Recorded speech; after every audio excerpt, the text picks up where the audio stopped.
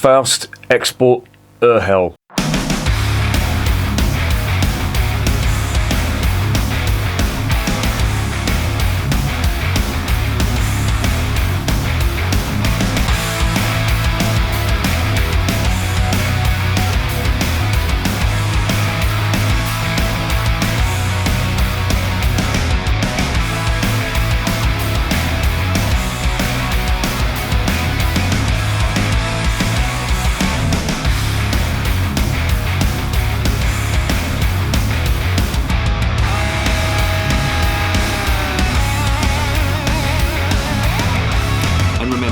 Life is too short to be drinking shitty beer.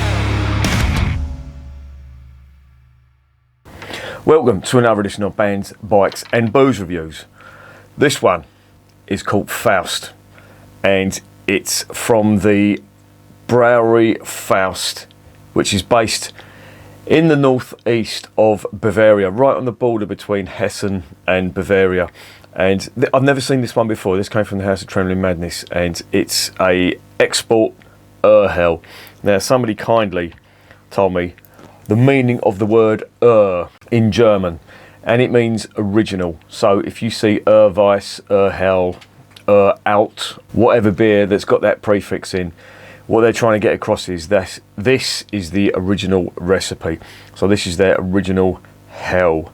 Now, the brewery has been going since the 17th century, 1654 no less, and that's quite a good pedigree. And they were originally called the Löwenbräu Brewery, but obviously Löwenbräu is a huge brewer in Munich, so that name couldn't stick. Well, they did actually do that. It was the 1960s when they changed it, and they changed it because one of their beers was called Faust, and it became very popular, gained a bit of a cult following, and they decided to call their brewery, Brauhaus, Faust, which rhymes, which is quite clever on their part. But as I say, they've been going since 1654, and they brew all the ranges of German beers, and they also do craft beer as well. Must admit, German craft beer is a little different to American style craft beer in that they tend to use more noble hops, and I generally prefer German craft beer. I've tried a few on the channel. Some have been absolute dog shit though. There was one that was made with millet. Oh, it was fucking vile, and that was in Bavaria as well. Fuck knows how they managed to stay open, but it was disgusting. Disgusting! Yeah, not nice. And the other ones that I've tried have been from very, very small brewers in Germany, but of course they've got good access to good quality malt and good quality hops from the Hallertau region, certainly from Bavaria anyway. And they do come up with some nice IPAs and some nice pale ales, so respect to them for that. Anyway, I'm rambling. Let's get this investigated.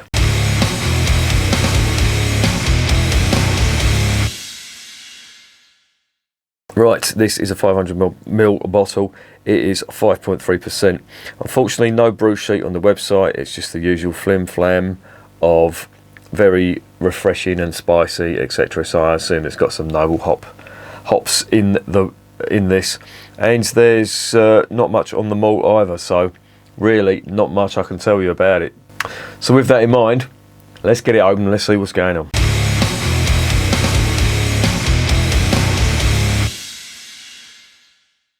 Right, this was on sale at the House of Trembling Madness.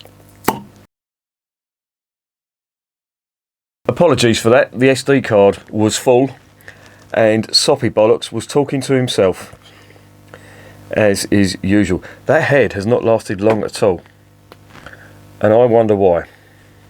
But there is a haze to it. I would expect that, because Urhell, if it's the original, then it's going to be cloudy, because that's how beer was served up back then. So this is, I wouldn't say it's a Keller beer, but oh, it smells absolutely gorgeous. Very sweet, honey type aromas. Slight hoppy bitterness, slight hop spice on that as well. But this, and there's a little bit of honey in there as well. This does smell interesting.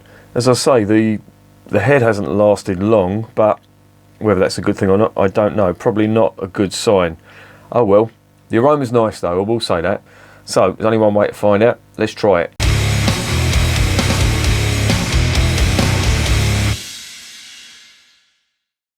Prost, as they say in Germany.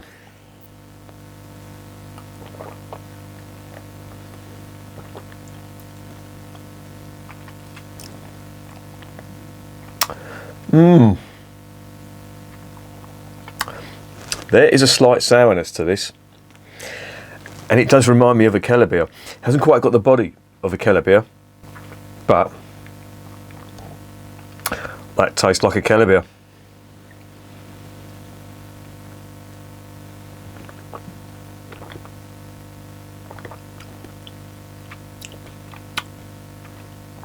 Oh, that's a little bit odd.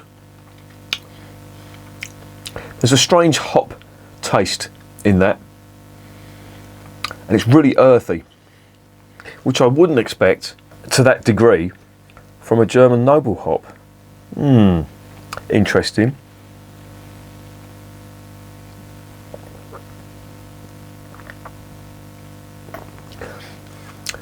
One thing I will say, the carbonation is quite abrasive.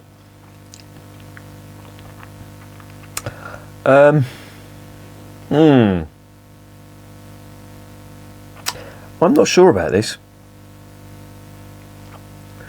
Dive in again.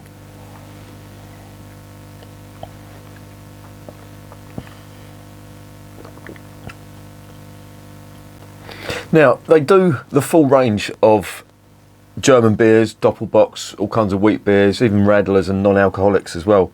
They don't do a Keller beer though, and I'm wondering whether this is their Keller beer. If it is, it ain't that great, to be honest.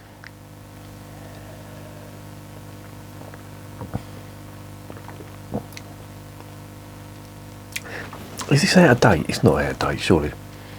25th of well,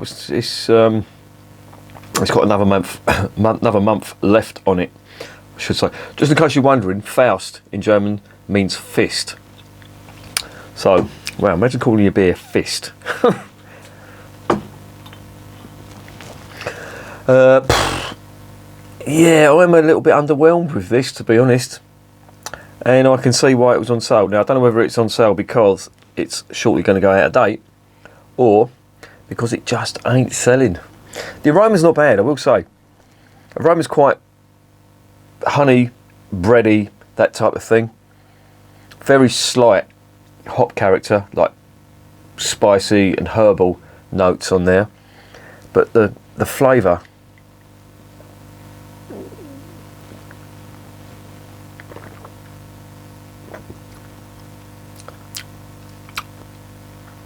just isn't there.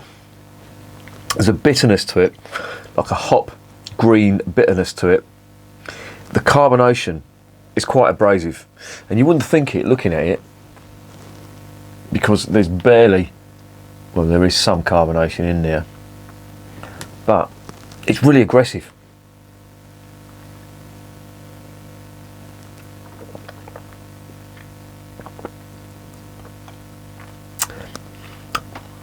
And it's just, it's the sort of thing that craft brewers over here do and pass, well, not saying pass off, but this is their take on a German Helles or something like that. That's what I'd expect from a craft brewer over here, who hasn't got the experience of that, well, brewing since the 17th century. It does smell nice, but there's a bit of a weird smell coming off that. I can't quite put my finger on it. Oh, I'm not sure about this. I'm trying to look for the good in it, and I'm struggling. It's just very underwhelming. Poor attempt, I think. Not impressed.